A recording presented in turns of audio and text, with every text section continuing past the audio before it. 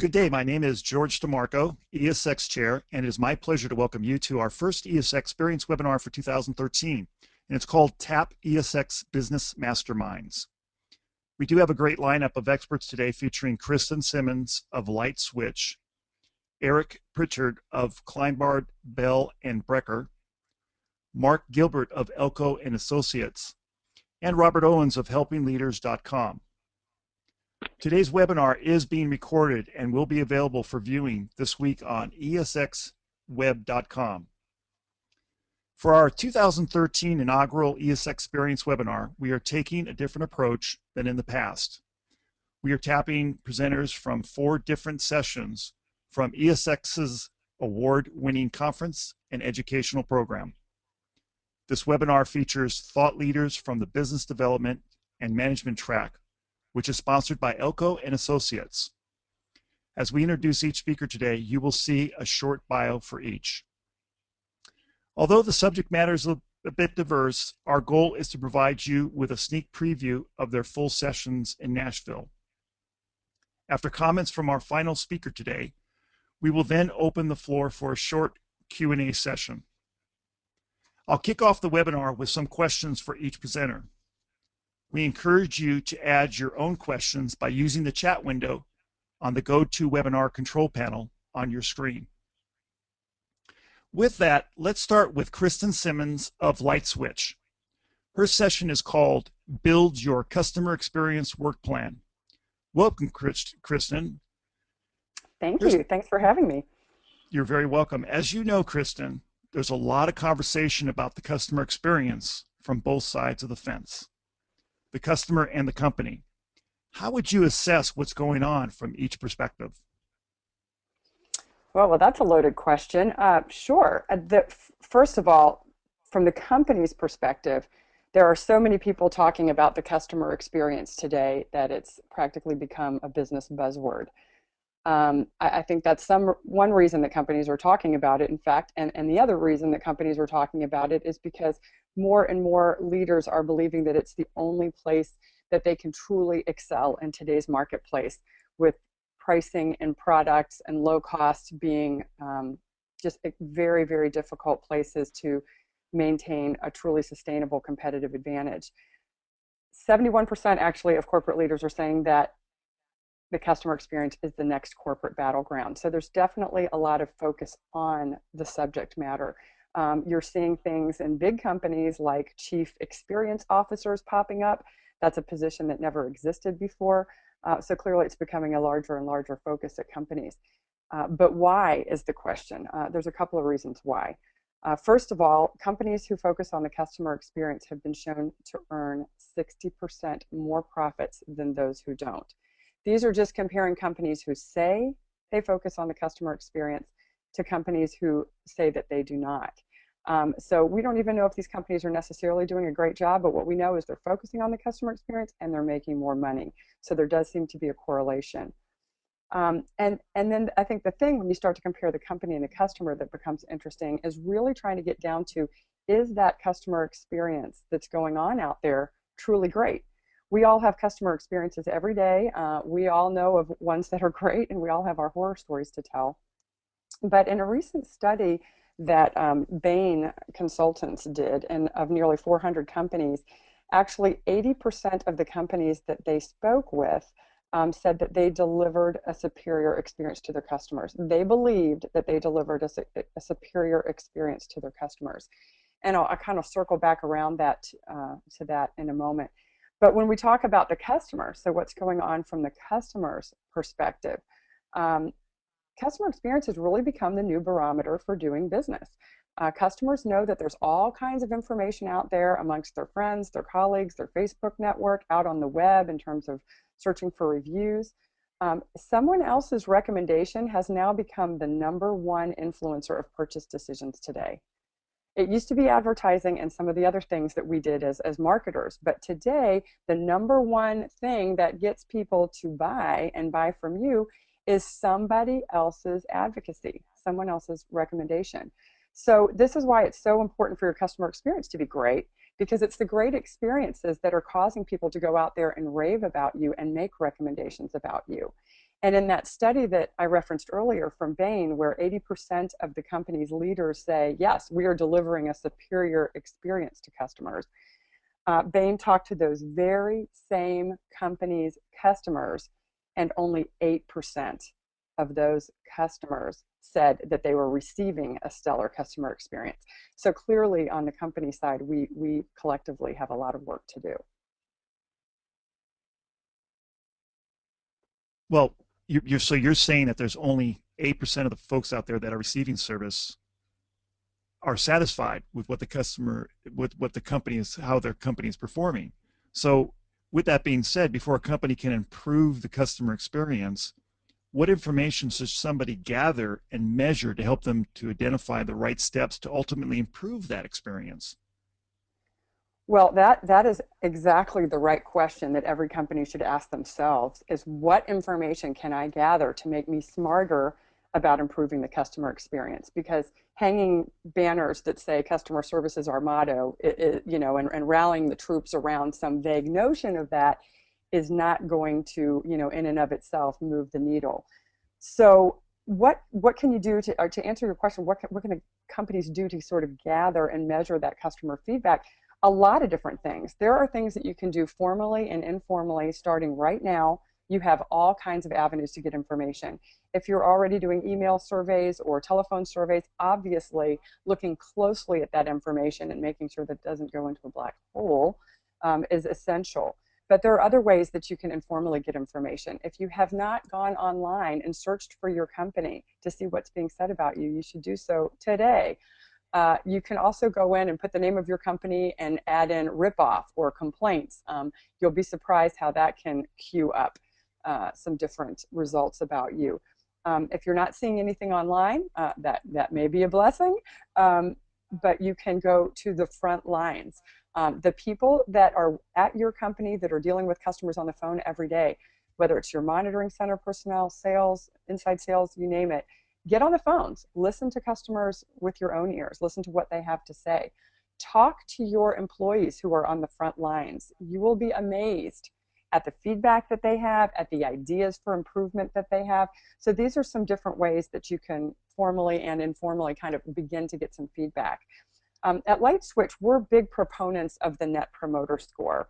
And anyone who's been to one of my sessions in the past knows that that's something that we always focus on, and we'll focus on at this super session is how do you employ the Net Promoter Score in your surveys to get valuable feedback. And once you do that, you start to get great open-ended feedback about the things about your experience that are great, that you want to hold on to and expand, as well as the things that need improvement that you can tackle right away. Kristen, that's super. I'm sure a lot of people are going to look forward to your session. And is there anything you want to add as far as your work session? Are you going to be doing real life examples in your work session, or can you give us just a quick preview of that? Sure. Well, this is an expanded session, and let's see. I believe we've got 2 full hours, which is more time than we've ever had. And so the goal is that everyone is going to leave this session with a work plan in their hand that will literally let them take the first giant leap forward from where you are today towards providing the experience that your customers will rave about. And that will include some of the things that we briefly touched on here in terms of collecting customer feedback. We will always include examples. We include examples from those brands that we all deal with as consumers, but we're also very careful to keep it very fine-tuned to the security company experience. And we always have real-world examples from security companies as well. Great. Well, we look forward to it, and thank you for your comments. Now let's turn to Eric Pritchard. Eric's session is called "Not Your Father's Alarm Company: Technology and the Legal Landscape." My apologies to any mothers out there, but Eric, we're going to ask welcome, Eric. First of all, we're going to ask you a question. Over the last 10 years, the electronic security industry has evolved significantly in service and product offerings, from access control, intrusion, fire life safety systems, camera surveillance, interactive services, to the way images and data are transported over communications networks. In your opinion, how are new technologies and business models reshaping the legal landscape for electronic security companies? Thanks, George. The answer to your question is dramatically.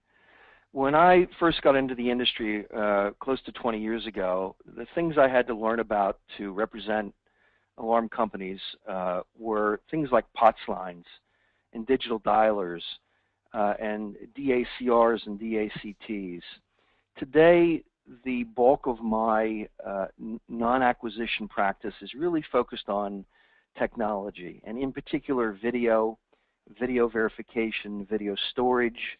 We deal with video privacy issues, wireless transmissions, PDAs, apps on PDAs, and things like that. So some of the issues that we're going to discuss in the seminar in Nashville will be things like the common law privacy rules, state voyeurism statutes, state and federal wiretapping laws and how they affect video. We'll also discuss some real-life scenarios that security providers could face and potential liabilities in connection with video. We'll also look at contract-related issues. We'll ask whether or not your current form of contract applies to video-related services. You might be surprised that it doesn't.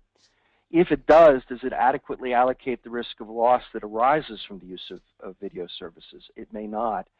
And if you do have video and you have adequately allocated the risk of loss, then we're going to look at whether or not your contract is actually enforceable. And there's some specific reasons that I'm going to bring to your attention and hopefully be able to help you protect yourself. So it's not just systems-related issues. There are contract issues that technology is driving in the industry. So we'll talk a little bit about e-commerce and electronic contracting. We'll talk about whether or not your electronic contract is enforceable, where you can store your electronic contract, and what's important to industry lenders and insurers when undertaking electronic contracting.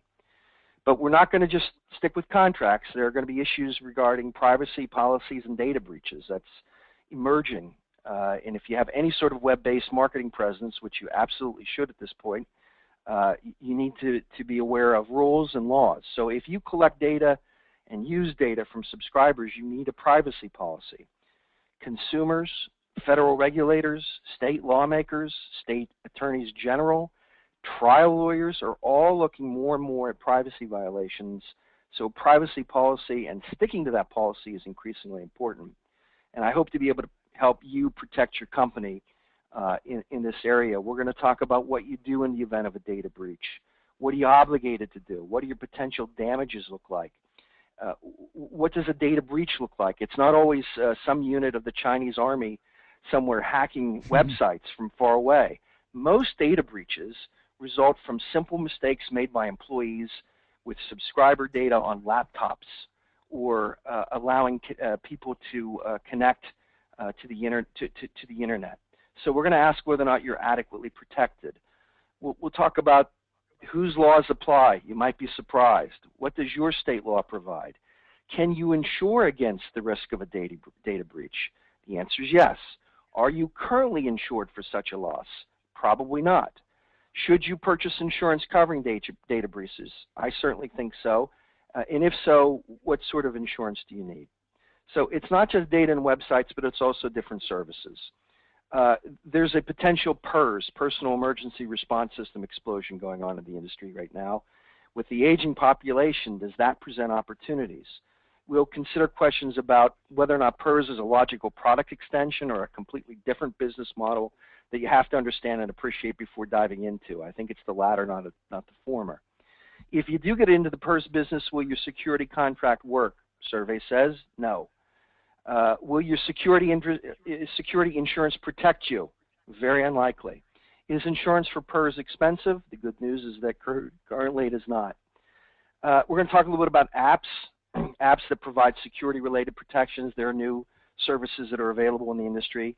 How can you profit? What laws apply? What's required? Does your contract address the use of apps? We'll talk about cloud-based services. They're here to stay. How do you profit from them? What do you need to be concerned about when you enter into those sorts of arrangements? What do you need to do to protect yourself? So it's going to be, I think, a 50-minute session, and it's going to be jam-packed full of information. Eric, that's great. I think you're bringing up a lot of important issues that alarm companies, security company, integration companies need to consider. And you're not there to scare them. You're just trying to mitigate their risk and make sure that they're going to remain profitable in business in the long term. But you did bring up something that was very interesting about mitigating liability, especially with employees. Can you talk a little bit about smartphones? How are smartphones affecting liability today? Because it seems like you can snap pictures, you can record, you can do all kinds of things with a smartphone inside of a company and take that information out. Is there anything that you want to comment on that? Yeah, absolutely. So before I do, though, let me just make clear to everybody. I think that this is an absolutely exciting, wonderful time to be in our industry. I think that we're really catching up with the technology. By the way, I also think that if we don't jump in and do some of the technology-based advances that others outside our industry will come into our industry and do it, that's been an ongoing theme and concern. So I'm very high on the industry, and I don't want to scare anybody because I think all of this risk is quite manageable.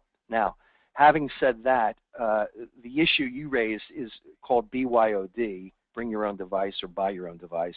And we're going to talk a little bit about that at the seminar. And you just have to have a policy in place, and you need to follow that policy. A lot of this stuff, a lot of mitigating risk and allocating risk, it can be done through contract and can be done through policies, and you can protect yourself through insurance. So I think it's very much an exciting time to be in this industry. Great. I really appreciate your comments, Eric. Now let's turn over to Marc Gilbert of Elko and Associates, and just to let everybody know, they are the sponsors of the Business Development and Management track. Marc's session is called Mastering Key Financial Metrics of Security Integration. Hello, Marc. Hi. Here's your question. What are a few of the operational metrics that owners and managers should focus on to help them reach their financial goals?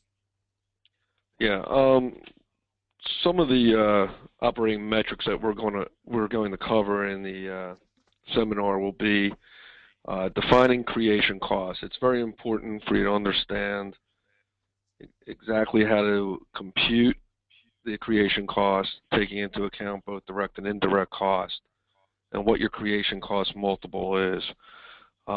This will give you a good handle on how you measure up with the rest of the alarm industry. We'll be offering benchmarks and trends for the various metrics that we put out there within the industry.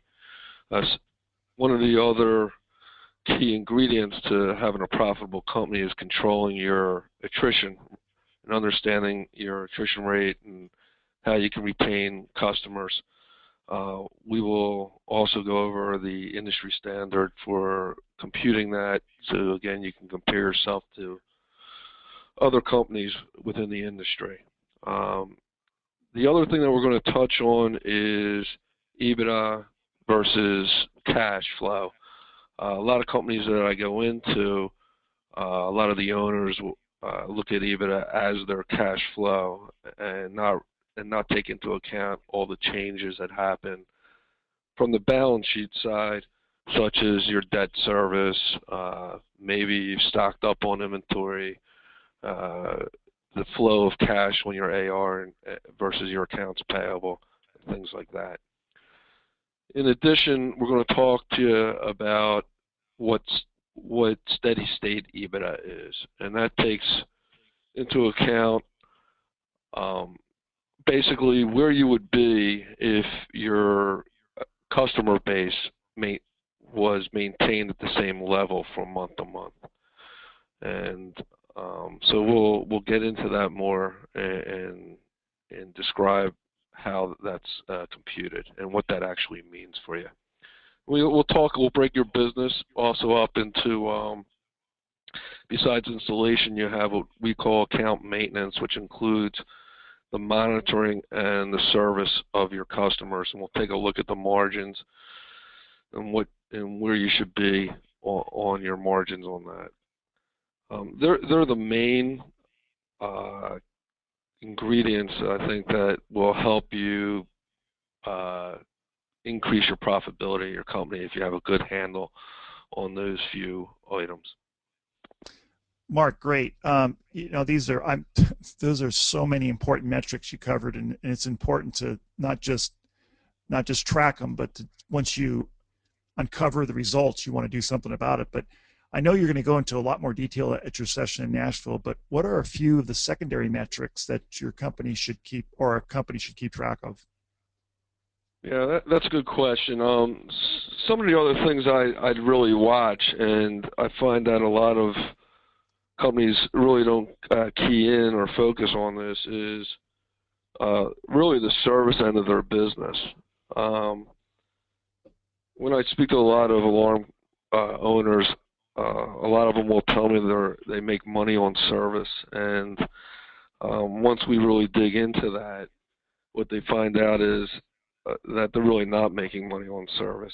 So I would say that you need to know a lot of information as far as the breakdown of your type of service calls, whether it's original warranty, whether it's service agreements, callbacks on original, how many callbacks are you getting on the same service problem, how many truck rolls on where you have the evergreen or your extended service agreements. So you really want to get down to what it's really costing you, so you can get a better analysis of your service area. The other, and one of the reasons for that is a lot of times it's hidden because you have such a large recurring revenue stream. So it kind of hides, it's embedded into the monitoring. So it kind of distorts that. Some of the other things you need to make sure you have a handle on is your accounts receivable. Make sure that you're actually getting payments in. And if you have any debt out there, you might want to follow your debt to RMR ratios, see how you're leveraged. And also there's something called a fixed charge coverage ratio out there that you will, basically when you compute it, allows you to see whether or not you really can afford the debt service that you have. And some of the other things that I would look at is make sure you really do know what makes up your recurring revenue, whether it's the type of customer, the billing cycle, what type of services. The breakdown of all of those also will help you. So we will get into a lot of these the different metrics for you, for what you should cover on on a month-to-month basis, and how to address them if you have issues. In your opinion, of all the metrics that you think a security company should follow, which one is the most important in your mind? Is it attrition or is it something else? I would say attrition. What I've seen is that customer retention is important. Not just, obviously for profitability. It has a great effect on your bottom line. But also, by knowing why people cancel, it's something that you can target to lower rather easily, actually. And also, if you have if you analyze that data well, for instance, in the case you may run into where 40% of your cancellations or people have moved, you want to really understand how, what your success rate is on recapturing that site, and because you already have your equipment there, so you don't want to lose that site. I would lean towards attrition. Great. Marc, I really appreciate your comments, and I'm sure a lot of people are going to get a lot out of your session over in Nashville. Our next presenter today is Robert Owens. He is of helpingleaders.com. Hello, Robert. How are you today? Hi, everybody. It's great to be with you.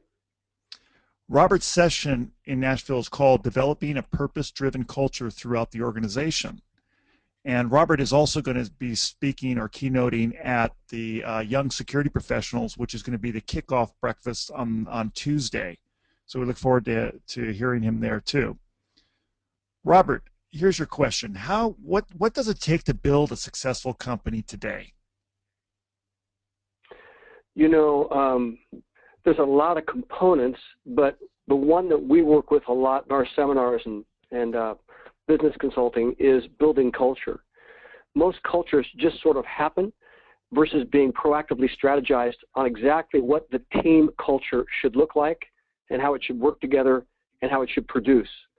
And we find oftentimes that there's big gaps when you go in to do a business consult on one of the companies and say, tell me about your culture. And they will always tell you about the spoken culture, but they will not usually tell you about the unspoken culture. And every company, every group has a spoken culture of sorts that's either defined or not defined, but it also has an unspoken culture. And so what we try to do is to look how to build a better team and look at the components of building a better team, which then causes the culture to evolve strategically versus through happenstance. Oftentimes strong leaders, when they go ahead and start companies or they're put in place of companies, they bring their charisma, their gifts, their talents in, but they forget sometimes to set in culture. It's real important to remember, like at West Point, you take all these kids and you bring them in, and their freshman year they say, we don't think you know anything. We are going to start establishing our culture in you of expectations, of excellence, of accountability, all the different kinds of things, so that when you graduate, you won't have any questions of what's expected from our culture. And that's a deliberate focus. And most of the businesses that I consult with have holes where they haven't specifically had deliberate culture times to help team members grow with that culture. Great. You know, that all sounds great, but how difficult is that to accomplish? And the follow-up question to even that is, and who is ultimately responsible for that? Well, it's a difficult thing because it has to be renewed all the time. And obviously, the leader of the company or the leader of the business is most likely going to be held accountable for setting culture and setting in culture and training team.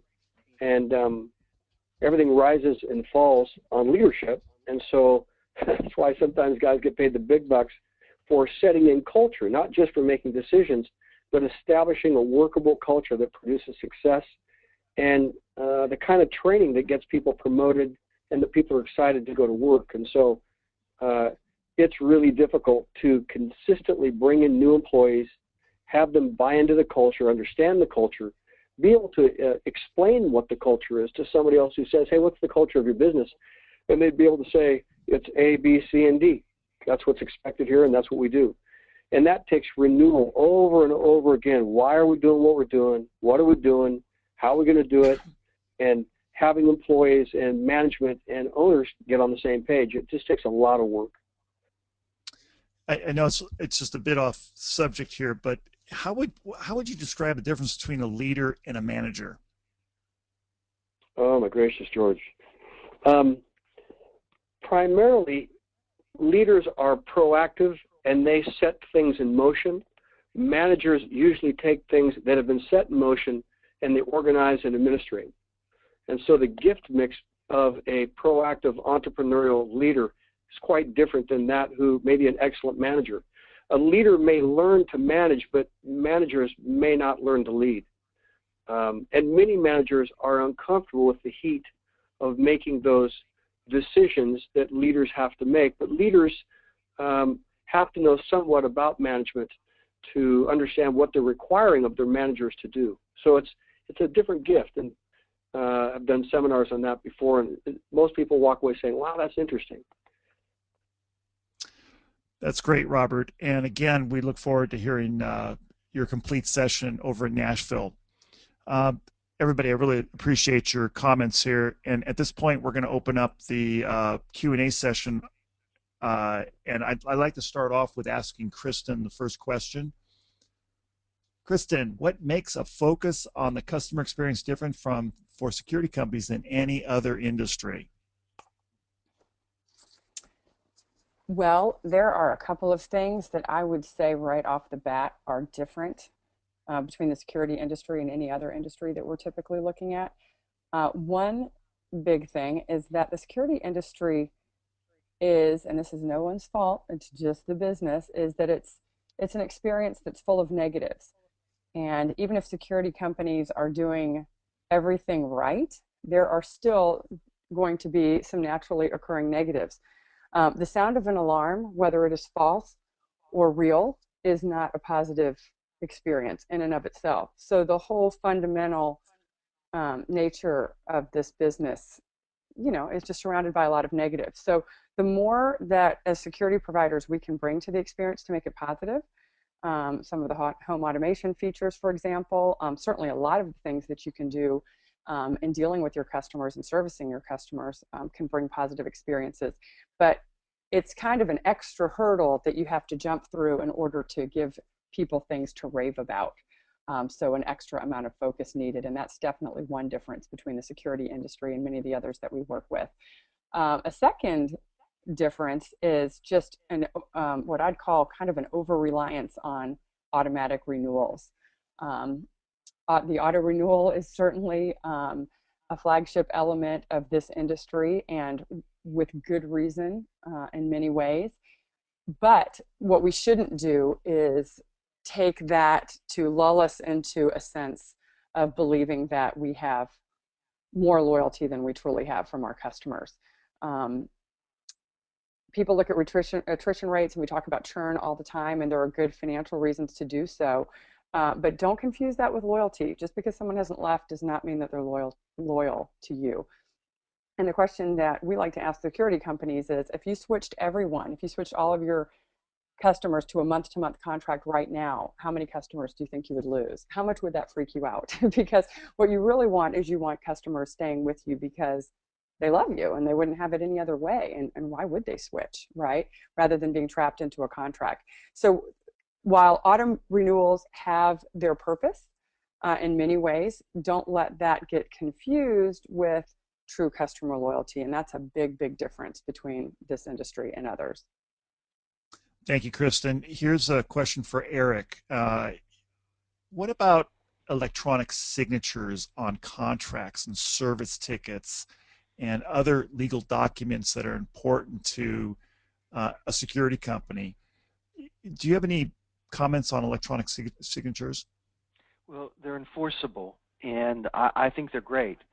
I think that to the extent we can move away from, if you will, our father's 8.5 by 14 NCR type paper original ink signatures, that's showing that we're staying up with the rest of the 21st century in terms of contracting. So I'm all in favor of it. But there are rules that have to be followed, and you need to make sure that you're following it the right way. So you got to get your lawyer involved, and you got to get a process.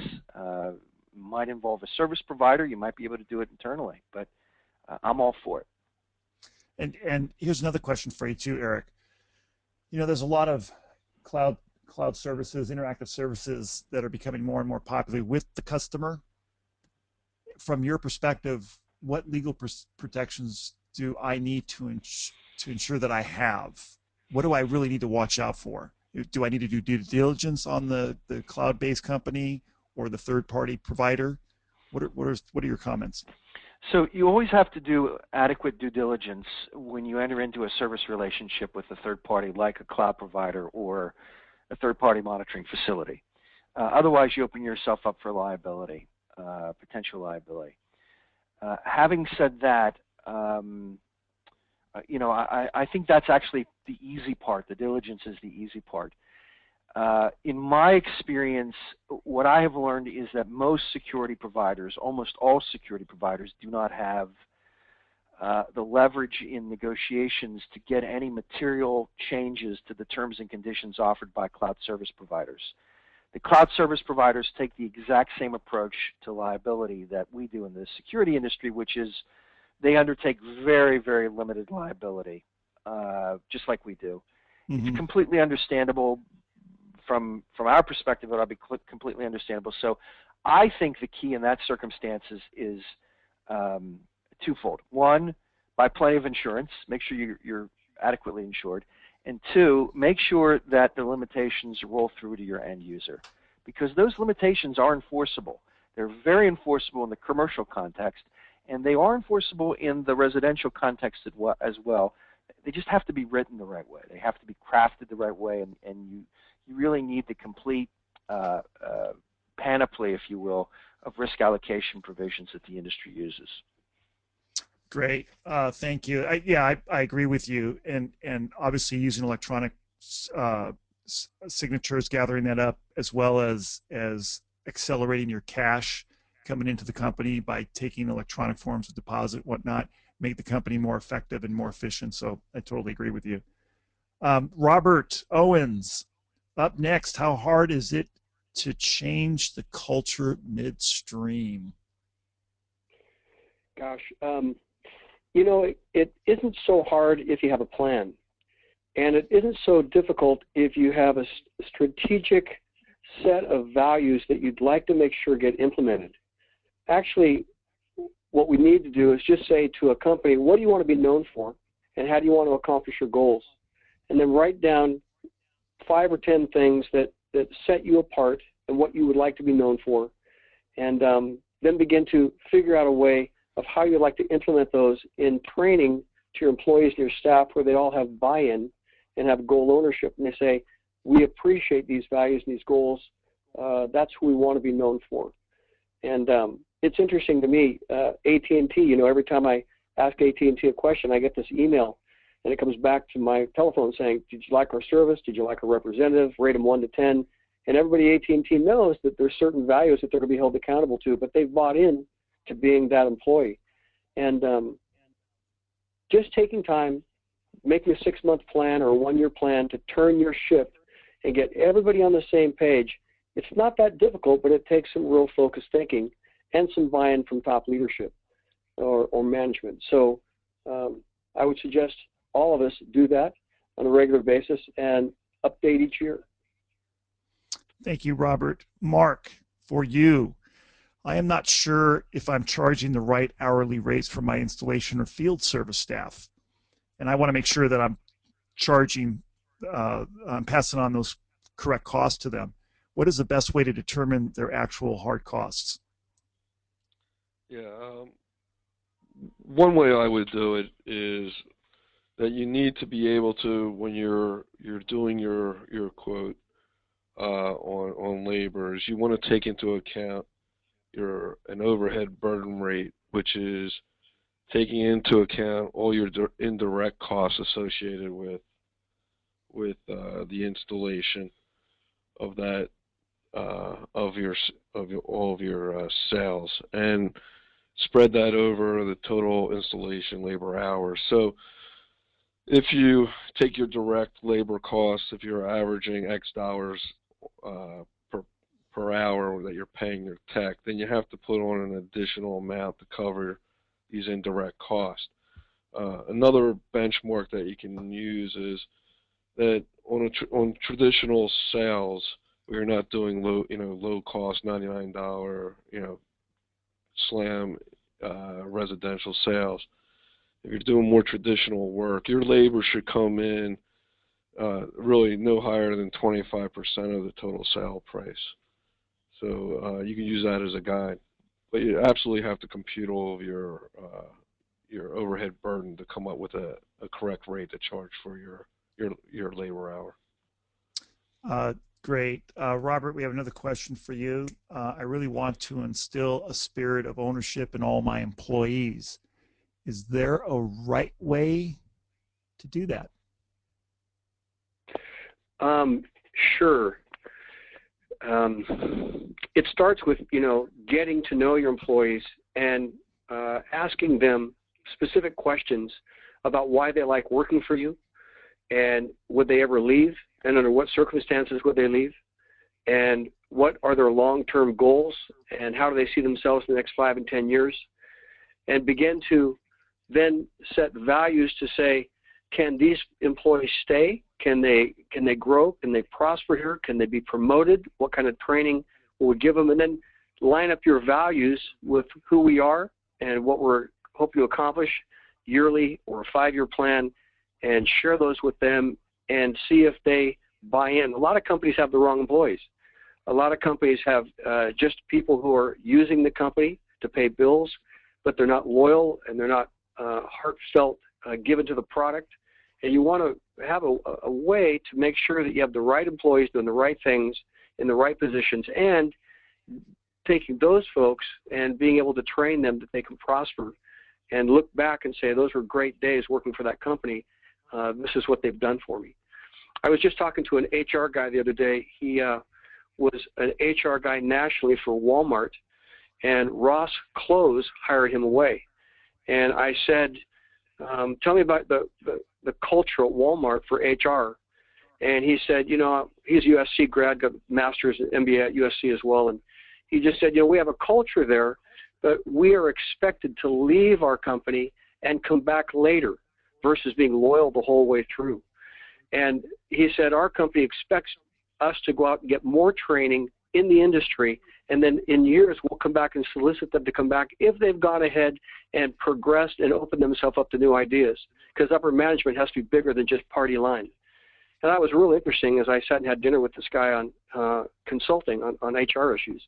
So each company has to find what it values, set it in paper, get buy-in from your folks, give them a game plan of how they can grow, and see if they buy in, and then develop that culture. It's challenging, but it's a lot of fun. Great. Eric, I have another question for you about contracts. I do work in 3 different states. Can I use one contract for all 3 different states? Does it cover all the requirements of those 3 different states, or are there particular clauses that I need to put in based on that state? It depends, which is the best lawyer answer I can give you.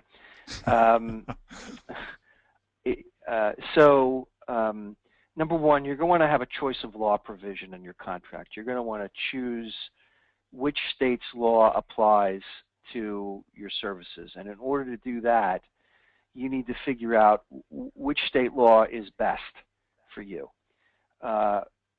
Chances are that will be enforced by courts, even if you're in another state. Having said that, there are probably rules and regulations in other states that may differ from the rules and regulations in your state. And what I'm thinking about are state consumer protection or licensing, security licensing type laws that may differ, and you need to comply with those public laws when you're in the other state. But you can choose a state law as long as you have some reasonable relationship to the transaction. So if you're in California, you may want to choose New York law, but unless you're in New York, you probably can't. But if you're, let's say, in Pennsylvania and we're dealing with 2 other states, Delaware and New Jersey, just to use an example in my backyard, you can use Pennsylvania law as long as you are there, your office is there, and you can apply it in New Jersey and Delaware. You just got to then comply with New Jersey and Delaware consumer or alarm licensing type laws. Great. And a little bit of follow-up to that, there are companies that have said, I will not sign an alarm contract, some very large companies. Is there, under any circumstances, that I should sign their agreement rather than that company signing my agreement? That's a difficult question. The truth of the matter is that I've had plenty of clients over the years who have decided to do business based upon the subscribers form in that context. And I understand that there are just some large companies that will not sign our industry form of contract. So the real world answer is sometimes you have to do that. I think you try to negotiate whatever you can to protect yourself. I think there are different ways of doing that. But ultimately what I think you do in that circumstance is you insure against the risk. By the way, you have to be very careful because there are some policies in the industry that require as a condition to insure in the event of a loss that you have in place an enforceable contract that has a protection, a limitation of liability clause. The insurance forms call them liquidated damages provisions, but they're really limitation of liability clauses. And if your insurance has that endorsement in it, and it's often hit at the very back of the policy, then not only do you not have a contract under that circumstance, you don't have insurance. So you have to be careful. Great. We have time for one last question, and this is, excuse me, directed at Kristen Simmons. Kristen, what companies do you see in the marketplace providing a great customer experience, and why? Great question. Apple is definitely one of our favorite to talk about. Apple's talked about a lot because of all of their devices and what a great job that they've done on the technology front. But the reason that we like to talk about it is more because of the experience in the Apple stores. They are extremely focused on using that Net Promoter Score metric that I alluded to earlier, and they are driven to provide a completely different retail experience than what you would find in any other consumer electronics store or just any other store. They have, if you haven't been in there and have not gone through the experience, the great thing is you can walk in, somebody will walk up, help you if you need help, not try to sell you. Everything is laid out so that you can go at your own speed and test out the different products as you wish. When it's time to check out, you just need to find one of the blue shirts. They'll check you out on their phone. They'll ask you, do you want a paper receipt or would you rather just have it emailed to you? There is never a line to wait in. Lines just do not exist, which for me is a huge, huge bonus because that's nothing I hate more than waiting. And so they have just turned the whole experience into something just extremely simple and extremely easy and really very consumer guided. The consumer is really in control there. And as a result of what they've done with their products, but also very much the retail experience, they actually make more profit per square foot at retail than any other retailer in any category. So they certainly seem to have done that right. And while they are a big brand with a lot of money, there are a lot of small cues that we can take from some of the things that they do at retail to kind of apply to our customer experience. Great. I really appreciate Kristen, Eric, Marc, and Robert for sharing their pearls of wisdom today. And to learn more about the presenters' topics, be sure to visit esxweb.com and review the sessions in the Business and Development Management track. Speaking of registering, it's time to lock in your registration and savings for ESX 2013. As soon as this webinar is complete, please head to esxweb.com and register for this year's event. The recording of this webinar will be available on esxweb.com soon, so if you'd like to review it, do so. Again, thank you for attending, and we look forward to seeing you and your team at ESX 2013, June 17th through the 21st in Nashville. This concludes today's webinar.